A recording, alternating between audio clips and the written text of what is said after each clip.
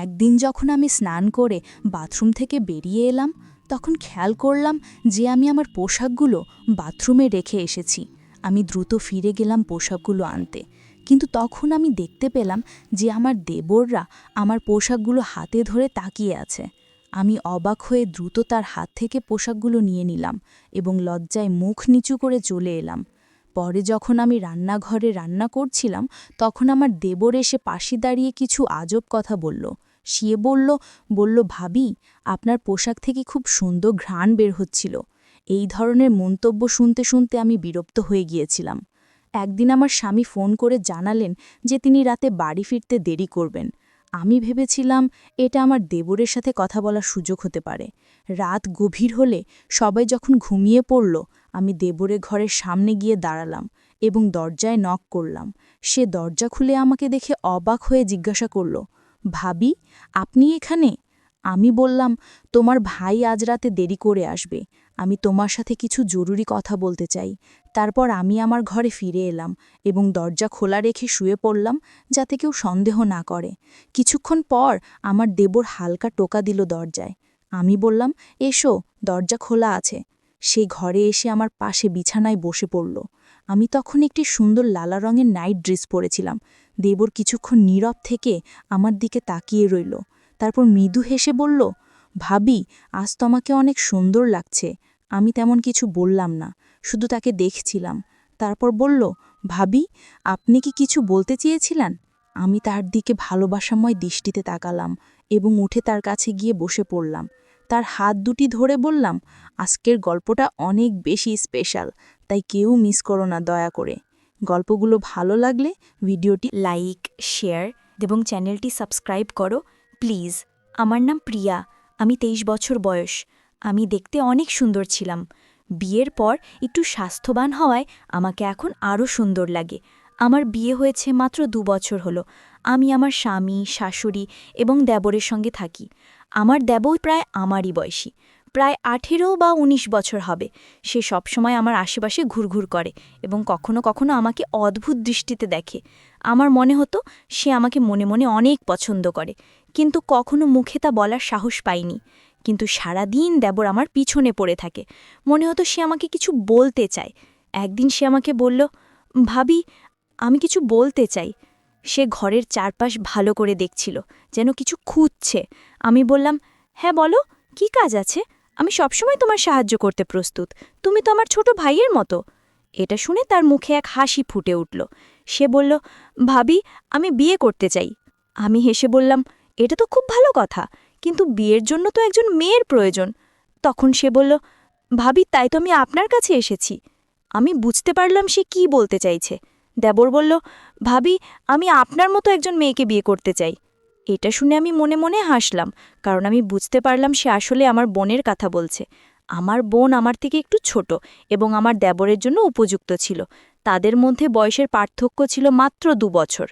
দেবর আমাকে তার কল্পনার মেয়ের গুণাবলী বলতে লাগল, যেমন সে কী চায়।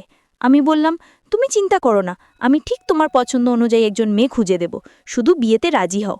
তারপর আমি সব কিছু নিজের নিয়ন্ত্রণে নিয়ে নিলাম। আমার দেবর এই কথা শুনে কিছুটা খুশি হলেও সে চিন্তায় ডুবে গেল। কিছুক্ষণ চুপ থেকে সে বলল, ভাবি, আপনার কাছে একটু কথা বলতে চাই, তবে অনুগ্রহ করে রাগ করবেন না। আমি এমন কাউকে বিয়ে করতে চাই যার চরিত্র এবং স্বভাব একেবারে আপনার মতো হবে, আপনার মতোই সুন্দর হবে। আমি মৃদু হেসে দিয়ে বললাম, আমি জানি তুমি আমার ছোট বোন তানিয়াতে পছন্দ করো। কিন্তু সে মাথা নেড়ে বলল, না ভাবি, আপনি আমার কথার আসল অর্থ বুঝতে পারেননি। এই কথা বলে সে চুপচাপ ঘর থেকে বেরিয়ে গেল। আমি কিছুটা অবাক হয়ে তার দিকে তাকিয়ে রইলাম। আমি ভাবতে লাগলাম, হয়তো সে লজ্জায় তানিয়ার কথা বলেনি এবং সেই কারণে সে কথা না বলে চলে গেল। আমি সিদ্ধান্ত নিলাম যে প্রথমে আমার বাবার সাথে এই বিষয়ে কথা বলবো, তারপর আমার দেবরকেই খবর জানাবো। পরের দিন আমি দেবরের কাছে গিয়ে জিজ্ঞাসা করলাম, তুমি কি সত্যি তানিয়াকে পছন্দ করো? সে লজ্জায় পেয়ে বলল, ভাবি, তানিয়া আর আমি, এটা তো আকাশের চাঁদ ছোঁয়ার মতো ব্যাপার। আমি নিজেকে উপযুক্ত মনে করি না। তারই কথা শুনে আমি বুঝতে পারলাম আসলে সে আমার বোনকে পছন্দ করে, কিন্তু সাহস করে প্রকাশ করতে পারছে না। পরের দিন আমি আমার মায়ের কাছে গিয়ে বিষয়টা জানালাম এবং তার মতামত নিলাম। মা বললেন, বাহ, আমাদের কোনো আপত্তি নেই। তোমার বোন যদি সেখানে সুখী হয় তাহলে আমরাও খুশি। তবে তুমি তোমার দেবরের সাথে ঠিকমতো কথা বলে নিও, যেন তার কোনো সমস্যা না হয়। আর একই পরিবারে 2 মেয়ে থাকবে, এটা তো ভালো কথা। তুমি তোমার ছোট বোনের খেয়াল রাখতে পারবে। আমি বললাম, দেবর নিজেই আমার সাথে এই কথা বলেছে, তার আপত্তি হবার কোনো কারণ নেই। এরপর আমি আমার দেবরের সাথে আবারও কথা বললাম, কিন্তু সে বলল, ভাবি, আপনি আমার কথার মানে কেন বোঝেন না? রাতে আমি তার ঘরে গিয়ে জানতে চাইলাম আসলে সে কি চায়। সে বলল, ভাবি, আমার আপনার বোনের প্রতি কোনো আগ্রহ নেই, আমি শুধু মজা করছিলাম। তার এই কথা শুনে আমি খুব কষ্ট পেলাম। যদি সে আমার বোনকে পছন্দ নাই করত, তাহলে কেন সে আমার আশেপাশে এসে ঘুরে বেড়াত এবং আমার সাথে কেন এত কথা বলত? যদি সত্যিই সে তাকে বিয়ে করতেই হতো, তাহলে সে নিজের পছন্দের কোনো মেয়ের নাম বলতেই পারত, অন্তত আমার বোনকে অপমানিত হতে হতো না। আমি কিছু না বলে উঠে চলে আসার চেষ্টা করছিলাম, কিন্তু তখনই সে হঠাৎ আমার হাত ধরে ফেলল। এই আচরণে আমি রেগে গেলাম। হাতটা ঝাঁকাটা মেরে ছাড়িয়ে নিয়ে বললাম, তুমি কি করছো? নিজেকে সামলাও, আমি তোমার ভাবি আর তোমাকে ছোট ভাইয়ের মতো দেখি। সে বলল, ভাবি, তাতে কি হয়েছে?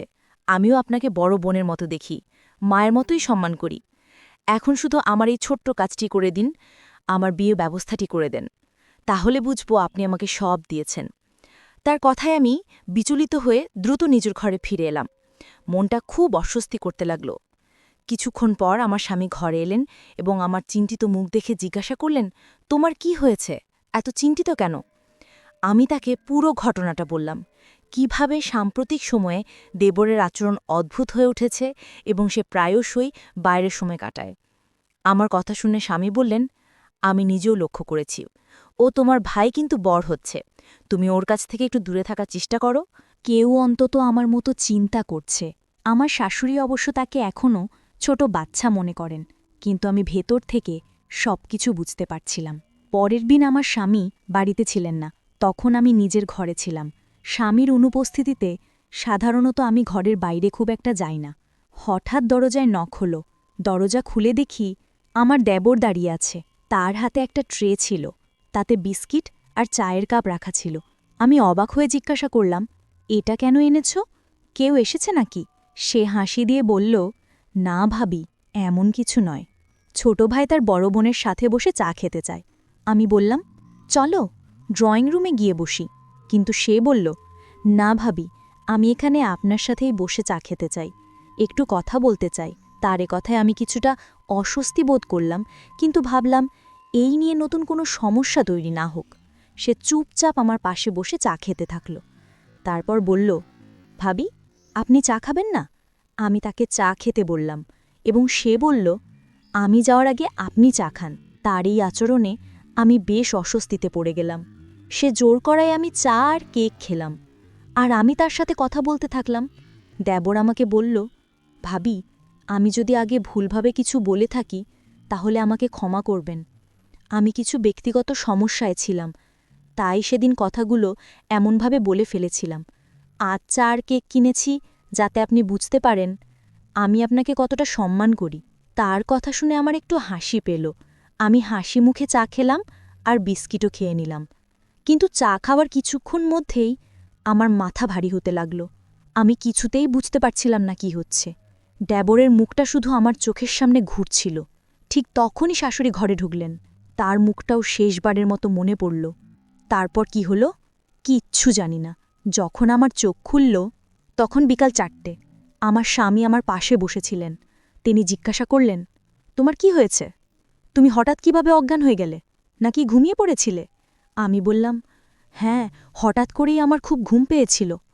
দেবর 4 বিস্কিট নিয়ে এসেছিল, সেগুলো খাবার পর থেকেই আমার ঘুম পেয়েছিল। জানি না তখন আমার কি হয়েছিল। দেবর চয় কিছু মিশিয়েছিল। আমার কথা শুনে স্বামী চিন্তায় পড়লেন। বললেন, দেবর সত্যি তোমার জন্য চা নিয়ে এসেছিল? ও তো আমার ভাই, তোমার জন্য এমন কিছু করবে যেন? তাছাড়া মাও তো তখন ঘরেই ছিলেন। হতে পারে তুমি স্বাভাবিকভাবেই ঘুমিয়ে পড়েছিলে, তোমারে তো চিন্তা করার দরকার নেই। স্বামীর কথা শুনে আমি চুপ হয়ে গেলাম, কিন্তু সত্যি বলতে আমার ভেতরে একটা অদ্ভুত অস্বস্তি হচ্ছিল।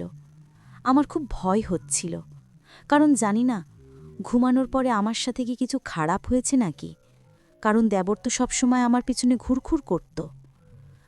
আমার শাশুড়ির উপস্থিতিতে আমার মনে আর কোনো সন্দেহর সুযোগ ছিল না। আমি যখনই তার সাথে কথা বললাম তখন তিনি কিছু অস্বাভাবিক কিছু বললেন না। তিনি একজন ভালো মানুষ, কারোর ক্ষতি বা খারাপ কিছু ভাবতেন না। আমি অনেকবার জিজ্ঞাসা করেছিলাম, আপনি তো তখন আমার সাথেই ছিলেন, কিছু অদ্ভুত দেখেছেন? তিনি উত্তর দিলেন, বৌমা, তুমি হঠাৎ অসুস্থ হয়ে পড়েছিলে। তোমার দেবর বলছিল হয়তো তোমার দুর্বলতা হয়েছে, তাই বিশ্রাম নেওয়ার দরকার। আমি তখনও পুরোপুরি নিশ্চিত হতে পারছিলাম না ঠিক কী হয়েছিল। কিছুদিন এভাবেই কেটে গেল। একদিন রাতে আমি আর আমার স্বামী পরিবারের নানা বিষয় নিয়ে কথা বলছিলাম। হঠাৎ আমার চোখ জানলার দিকে চলে গেল, আর দেখলাম যেন কেউ জানলার পাশ থেকে দ্রুত সরে গেল। আমি অবাক হয়ে গেলাম, কারণ জানলাটা বাড়ির ভেতরের দিকে ছিল, আর মেন গেট তো রাতের বেলা সবসময় তালা দেওয়া থাকে। আমি নিশ্চিত যে এটি আমার দেবর ছাড়া আর কেউ হতে পারে না। তবে আমি তখনই আমার স্বামীকে এই ব্যাপারে কিছু বললাম না। প্রথমে আমি আমার দেবরের আসল সমস্যাটা কি তা বুঝতে চাইলাম। তার এই অদ্ভুত আচরণের পেছনের কারণটা জানাটা আমার জন্য খুবই গুরুত্বপূর্ণ হয়ে উঠল। একদিন আমি গোসল করে বাথরুম থেকে বেরিয়ে দেখলাম যে ভুল করে আমার জামাকাপড় বাথরুমে রেখে এসেছি। তাড়াতাড়ি ফিরে গিয়ে কাপড়গুলো নিতে গেলাম, তখন দেখি আমার দেবর হাতে আমার পোশাকগুলো ধরে রয়েছে। আমি কিছুটা বিস্মিত হয়ে তার হাত থেকে কাপড়গুলো নিয়ে নিলাম এবং লজ্জায় মাথা নিচু করে সরে এলাম। পরে যখন আমি রান্নাঘরে ব্যস্ত ছিলাম তখন আমার দেবর এসে পাশে দাঁড়িয়ে হঠাৎ অদ্ভুত কিছু বলল। সে বলল, তোমার পোশাক থেকে দারুণ একটা মিষ্টি গন্ধ পাচ্ছিলাম। আমি তাকে কিছু বললাম না। আমি তাকে সেখান থেকে চলে যেতে বললাম। আমার কথা শুনে সে চলে গেল। পরের দিনই দেবর এসে আমাকে বলল, ভাবি, মনে আছে আমি আপনাকে বলেছিলাম যে আমার একটা কাজ আছে?